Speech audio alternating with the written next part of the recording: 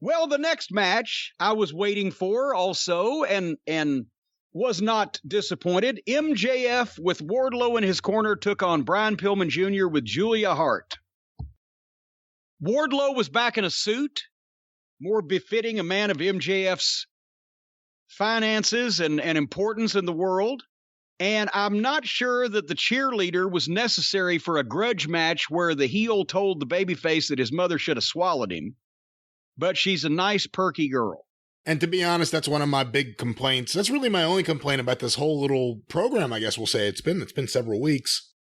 I think MJF's been great. I think Pillman shows so much, but he doesn't do anger. He doesn't show at all after all of these things. And if this doesn't get him angry, what's going to? He doesn't show anger. He just wants to celebrate with the fans, it seems like. Well, and I mean, that's a thing that baby faces do early in their careers when they do a thing, like you'll see Rex Steiner do it.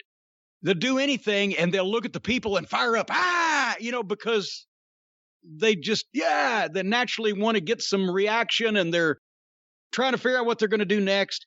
With Brian, who's had some experience now, he's not doing it because of that. He's doing it because he's in a single program on his own, being featured against a top guy, and he's feeling more cheers. He's hearing more cheers. He's feeling more love coming at him. And maybe he feels like he has to acknowledge that. But in this instance, and with what's gone on from the time I know when he comes out on his entrance, he wants to be smiling, or when he foils the heel MJF and he does something to MJF, he wants to smile and show the people, hey, yeah, or if he outsmarts him, he wants to point at his head and smile. Don't smile. Don't be happy. You're still pissed. You're still mad. Show animosity. Show aggression. Don't crowd the heel when he's selling, but close in on him. Make it uncomfortable for him in a working way, but don't crowd him while he's selling, and don't rush, but at the same time, make the moves like you are trying to stay on top of him and be more aggressive. He started, obviously MJF was calling this again, but it was a wrestling match.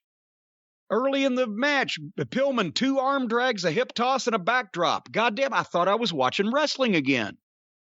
It's been so long. Brian also needs to hit the ropes harder. When they're going into a spot, he needs to dig in and he needs to run and hit the ropes with, that's the one thing. When Shawn Michaels would be in the ring coaching guys or, just doing a workout session or whatever, he had a thing, attack the mat, attack the bumps, attack the ropes. If you watch Michaels, even though he was so thin and didn't have a lot of body weight, every time he hit the mat, it made noise. Every time he hit those ropes, they bowed out and he sprung off of them because he was going into those things with such velocity. He's controlling himself. He's not out of control. He's not reckless, but he's fucking going full steam ahead. And Brian was, when they're hitting the ropes, doing a running spot, he needs to dig in. Dig in the balls of the toes, kid, when you're running across the ring. They came back from the break, and MJF had the heat on Brian going. He was working on his arm.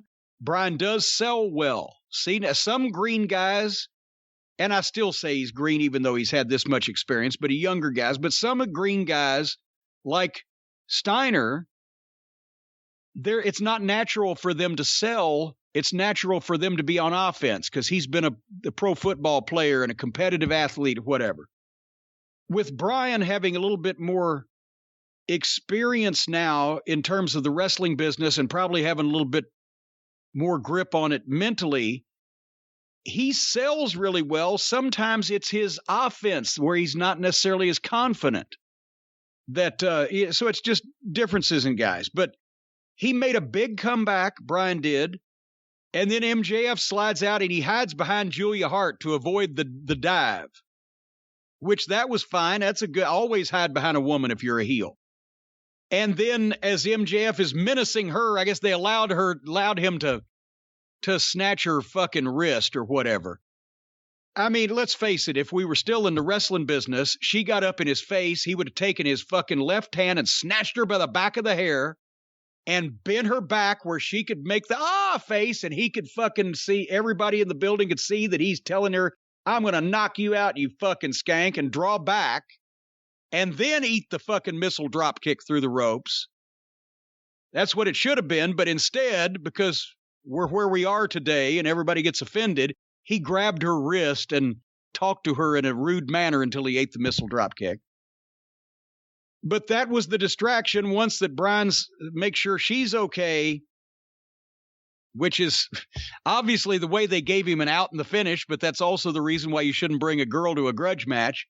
Once she's okay, he gets back up on the apron and he's going to do the springboard, but MJF has had time to recover. And as Brian does the springboard going for the fucking air Pillman, MJF catches him in the Fujiwara armbar, the salt of the earth, takes him down, and he's got a tap out. That was a nice, quick finish where MJF was a prick and, took advantage of a situation where Brian was trying to help his girl second. So that was a nice finish. Again, this is for MJF to get heat. And so I didn't mind the babyface tapping out, because just the fact that Brian is now in singles matches and against main event guys instead of the dregs of the preliminary guys, he's being elevated and he's being focused on, and the story's not over yet. And will Brian get, the comeuppance that he deserves on MJF? We'll have to wait and find out. That's the whole idea. So this was a good piece of business too. Brian's coming along. MJF did a good job. People were into it. Again, nothing silly, nothing phony, no obvious cooperation, no ridiculous gymnastics, and they didn't bury the referee. It's like it's a real wrestling show, Pinocchio. What'd you think? I thought it was really good. It's really enjoyable to watch MJF just work a room. Is that how you would say it? That's how you say it. If it was Frank or something. If it was Frank or Liza or Julio, you would say it like that. Or Jackie Mason. Watching MJF work a room is great.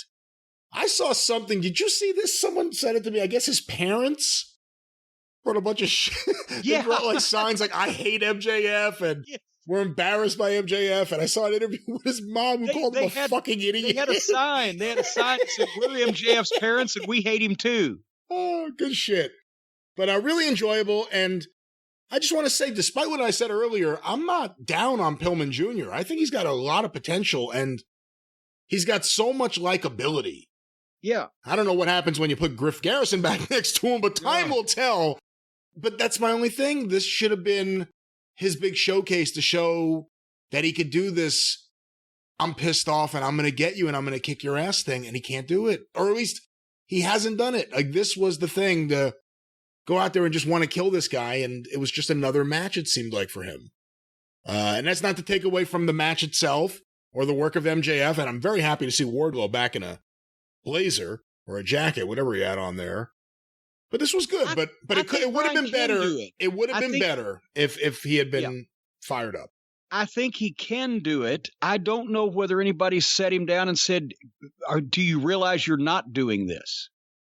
I think he thinks with the fired up at the crowd sometimes that's showing aggression and animosity, but it's not. It's showing energy, but you got to look at a motherfucker like you want to rip him apart with your teeth, and it'll come, hopefully.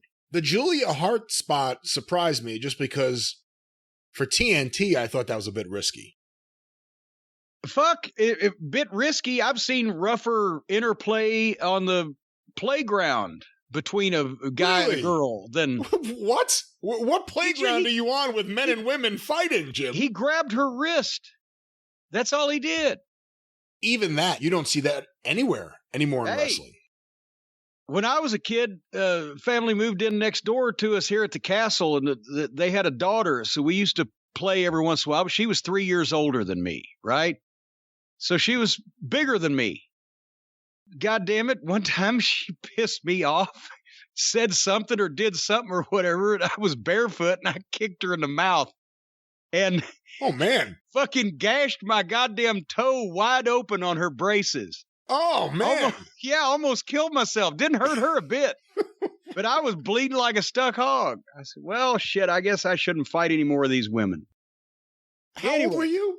I was like 8. She was like 11. How did she react to getting kicked in the face? She didn't really sell it. Well, I was barefoot. But anyway, yeah, fucking gigged myself bad. Almost bled to death. Anyway, so next up was Officer Bar Brady with Jericho and Jake Hager. All right now. Remember I said everything was still professional. Explain to me why after 2 years. I mean, I couldn't understand it the first week because anybody you could find working at the local Exxon station would be a better television personality than Alex Marvez. And he's a nice guy, and he's friends with everybody, and they like him. But it's been 2 years, and nothing has changed. Every move, every word that he utters, every expression is completely without realism or emotion.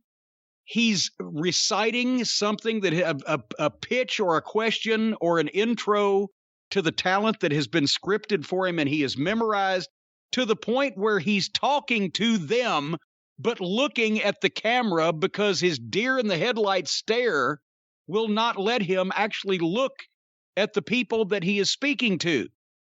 And they have umpteen interviewers and announcers now. I can't imagine why he hasn't said to someone, Tony, anybody, okay, I recognize that I'm rotten. Everybody sees it. As soon as they look at one of these promos, it's embarrassing. I'm embarrassing myself. I appreciate y'all's friendship. I don't want to do this anymore. You have people now that are qualified.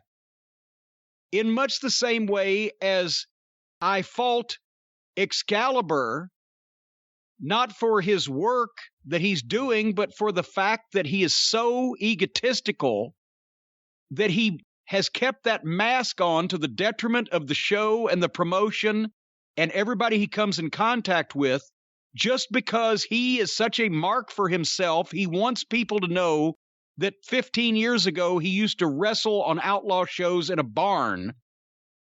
I fault Marvez not for being rotten, but for doing this knowing that he's rotten. It's not right for the company or the talent or the program.